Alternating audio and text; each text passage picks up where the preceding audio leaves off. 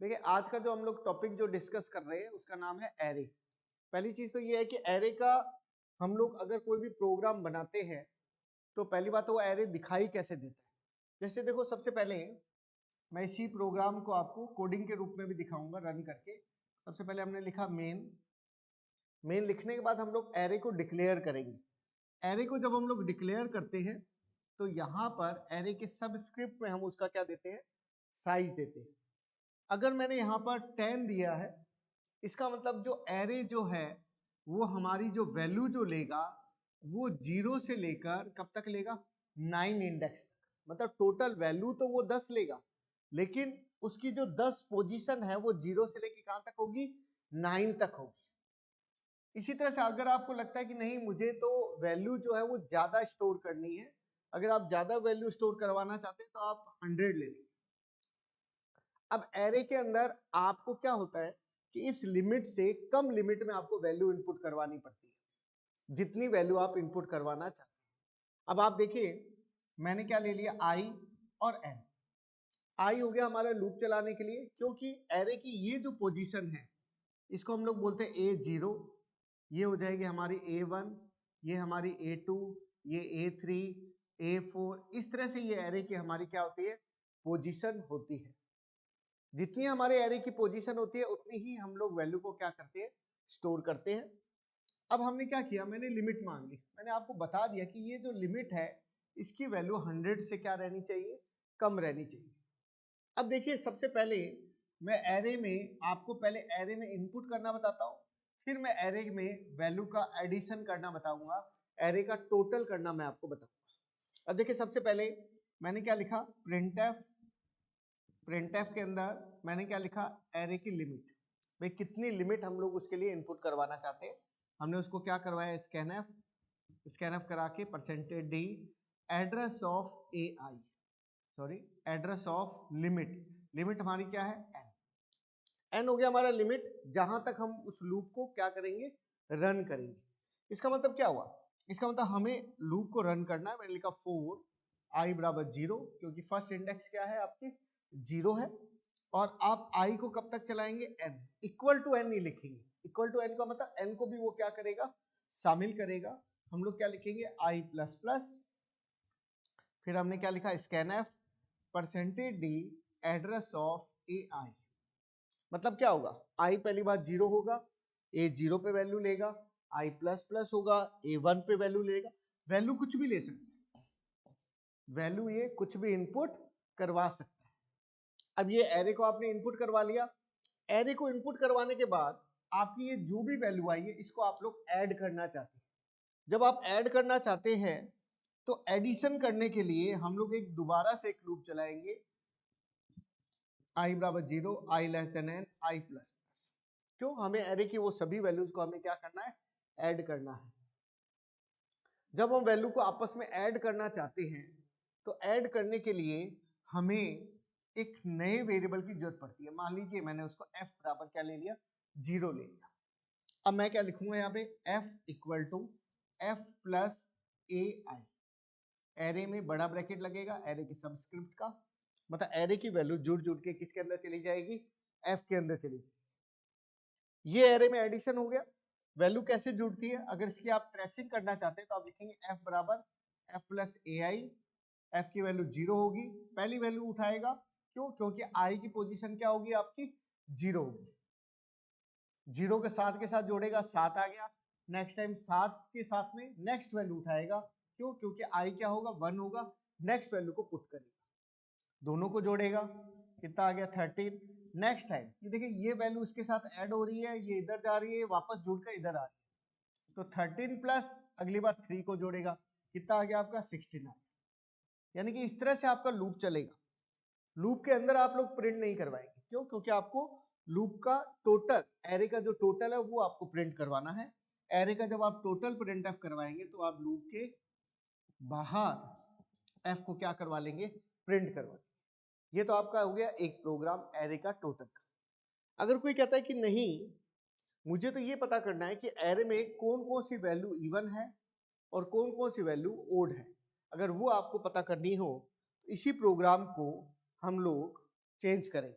अब चेंज करने के लिए आप देखिए इसको अपने मिटाएंगे, मिटाने के बाद एरे में हमें ये देखना है कि कौन कौन सी इवन है और कौन कौन सी वैल्यू ओड है। तो हम लोग लिखेंगे इफ लगाने के बाद हमें किसको देखना है, एरे की वैल्यू।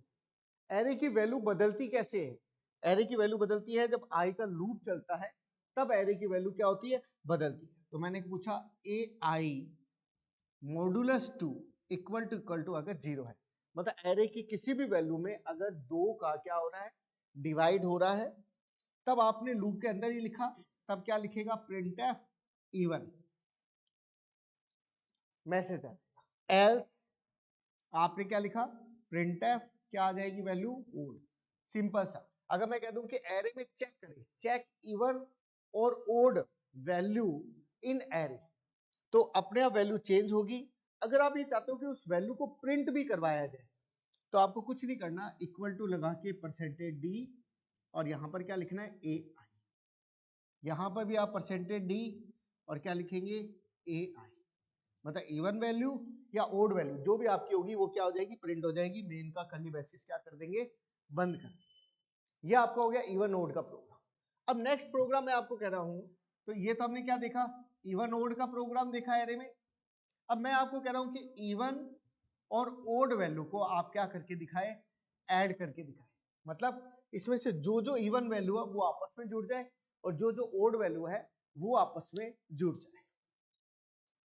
अब देखिए ये जो प्रोग्राम है जो आपके सामने है, जैसे अभी मैंने बोर्ड पे आपको समझाया था, सेम उसी तरह से हम इस कोडिंग में इसमें कर रहे हैं। देखो सबसे पहले ए 10 मैंने ले लिया, एन और आई ले लिया। एन हमारी क्या होगी, लिमिट होगी। हमने लूप को चलाया, परसेंटेज डी एड्रेस ऑफ ए आई, आई का लूप चला के हमने पूछा अगर मॉड्यूलस 2 हो रहा है तो इवन हो गया, एल्स क्या हो जाएगा, ओड हो जाएगा। थोड़ा सा अगर हम लोग स्पेस डालना चाहे तो स्पेस डाल देते, ताकि जब वो प्रिंट होगा तो वो हमें दिखाई दे जाएगा ढंग से। अब देखिए इसको हमने रन किया F9, इसको प्रेस किया कोड ब्लॉक के अंदर, और इसके अंदर हमने जैसे हेडर फाइल है, ये आईओ स्ट्रीम है, इसको हम लोग ले लेते हैं stdio.h, ये हमने हेडर फाइल। देखिए इसको F9 प्रेस हमने किया और उसके बाद में इसको हम करते हैं, रन करते हैं F9।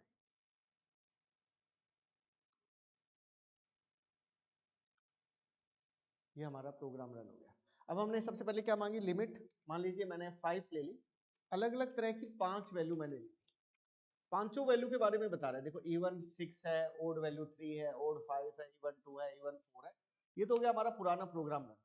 अगर मैं आपको कह दूं नहीं मुझे तो वैल्यू को आपस में जोड़ना है, तो जैसे मैंने आपको एडिशन करने का प्रोग्राम समझाया था, सेम उसी तरह से इसमें भी हम लोग करेंगे। अब हम लोग यहाँ पर ले लेंगे F1 इक्वल टू, हमने ले लिया इसको 0, और एक हम लोग ले लेंगे, एक वेरिएबल और ले लेते हैं F2 इक्वल टू 0। जैसे मैंने बोर्ड में बताया था आपस में ऐड करना हो तो F बराबर F प्लस ले लिया, कोई भी एक नया वेरिएबल हम लोग लेते हैं। वैसे ही सेम इसके अंदर अब हम इन वैल्यूज को ऐड करना है, एरे की वैल्यू को ऐड करना है जब वो इवन हो। तो जब वो इवन होगी तभी हम उसको ऐड करेंगे। तो हमने लिखा F1 equal to F1 plus AI।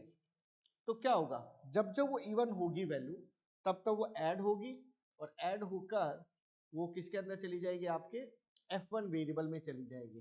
कहो तो मैं आपको उसको ट्रेसिंग भी करके इसको बता सकते हैं। इसको मैंने एक बार बाहर निकाल दिया और इसको F1 बराबर F1 प्लस AI को कंट्रोल C कॉपी किया और यहाँ पर कंट्रोल V कर दिया। अब हमने क्या किया, अब हमने यहाँ पर F2 लिया, यहाँ पर भी हमने F2 लिया, तो ये F1 की वैल्यू भी जुड़ जुड़ के इवन वैल्यू F1 में चली जाएगी, और ओड वैल्यू जो है वो हमारी किसके अंदर चली जाएगी, F2 में। तो ये मैंने ले लिया F2, और इवन वैल्यू के लिए हमने वही सेम लूप के बाहर प्रिंट कराएंगे। देखो लूप के अंदर अगर आप प्रिंट कराएंगे तो क्या होगा, लूप के अंदर अगर आप प्रिंट कराएंगे तो वो बार बार प्रिंट होगा, एक तरह से कुछ सीरीज बन जाएगी।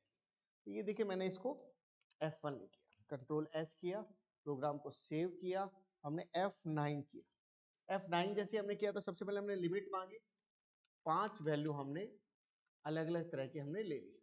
अब आप खुद ही देख ले, इवन वैल्यू कितनी है, 6 है, 2 है, 4 है। 6 और 2 8, और 4 क्या आ गया, 12 हो गया, और 3 और 1 ओड वैल्यू है, वो कितना आ गया आपका, 4 आ गया। ये आपका हो गया इवन और ओड वैल्यू को एडिशन करने का प्रोग्राम।